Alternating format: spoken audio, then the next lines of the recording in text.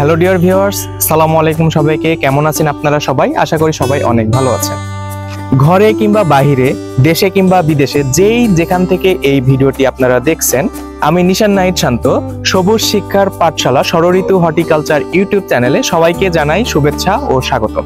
মানবিক দৃষ্টিভঙ্গির দায়িত্ববোধ থেকে একটি সবুজ পৃথিবী গড়ে তুলতে এবং এই ধাত্রীকে আরেকটু বেশি সবুজায়ন করতে সামাজিক আন্দোলন হিসেবে আমরা সকল প্রকার চারাগাছ রোপণ ও পরিচর্যা সম্পর্কে মানুষকে উদ্বুদ্ধ করি এবং প্রয়োজনীয় কৃষি শিক্ষা সহায়ক ভূমিকা পালন করি।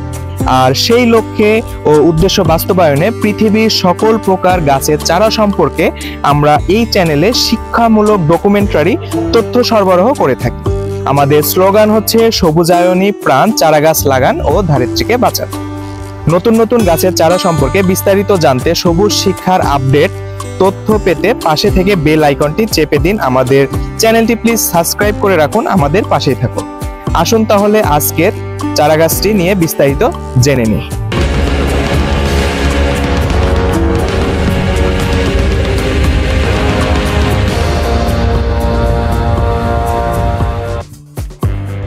হ্যালো এভরিওয়ান, সবাইকে পুনরায় স্বাগতম জানাচ্ছি আমাদের ষড়ঋতু হর্টিকালচার ইউটিউব চ্যানেলে।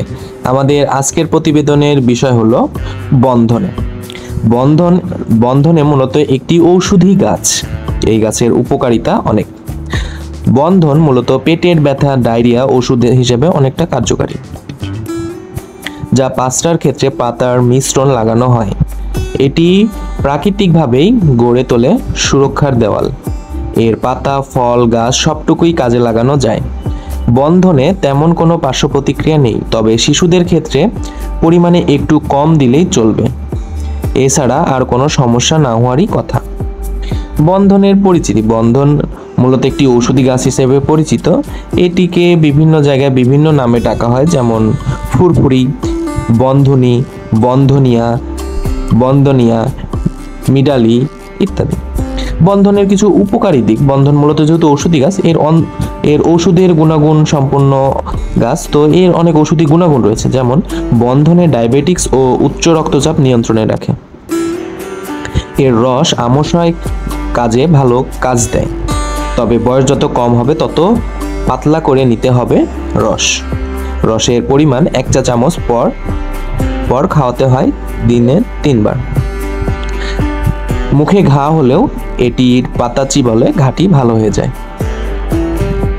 ব্রাজিলে এটি অশ্ব রোগের ওষুধ হিসেবে ব্যবহার করা হয়। মারমা উপজাতিরা শ্বাসজনিত সমস্যায় ভুগছেন এমন শিশুদের ক্ষুধামন্দা দূর করার জন্য এর পাতা, ফল এবং শেকড় খেয়ে থাকেন। খাসিয়া উপজাতিরা ডায়রিয়া আক্রান্ত হলে বাচ্চাদের এর রস খেতে দেয়।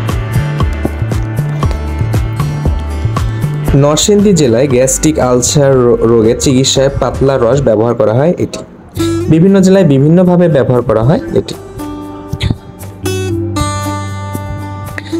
এই বন্ধনে আমাদের অনেক কাজে লাগে। তো উপরিক্ত যেই ঔষধি গুণাগুণ বললাম, এছাড়াও রয়েছে অনেক ঔষধি গুণাগুণ। আপনারা যদি এই বন্ধনে গাছটি যদি নিজের বাড়ির আশেপাশে রাখেন, এই গাছটি দেখতে অনেক সুন্দর, ছোট ছোট ফুল হয় সাদা সাদা, এবং সেখান থেকে ছোট ছোট বীজও হয়, এবং পাতাগুলো চিকন চিকন লম্বা লম্বা, অনেক ছোট গাছ।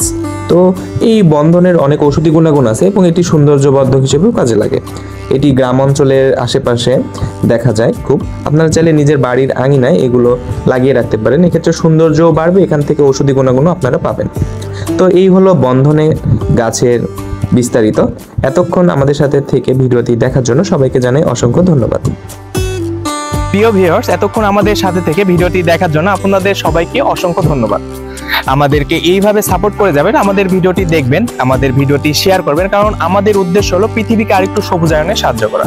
আপনার একটি শেয়ারের মাধ্যমে এই ভিডিও অন্য কারো কাছে পৌঁছে গেলে তারাও গাছ লাগানোর জন্য একটু উদ্বুদ্ধ হবে। তো আমাদের উদ্দেশ্যই হলো পৃথিবীকে একটু সবুজায়নে সাহায্য করা। তা আপনারা আমাদের এই উদ্দেশ্য বাস্তবায়নে একটু আমাদের সাহায্য করবেন। আর এতক্ষণ সবাই আমাদের সাথে থাকার জন্য সবাইকে জানাই অনেক শুভেচ্ছা। ভালো থাকবেন সবাই। নতুন ভিডিও আসা পর্যন্ত আমাদের সাথেই থাকবেন। অসংখ্য ধন্যবাদ। আসসালামু আলাইকুম।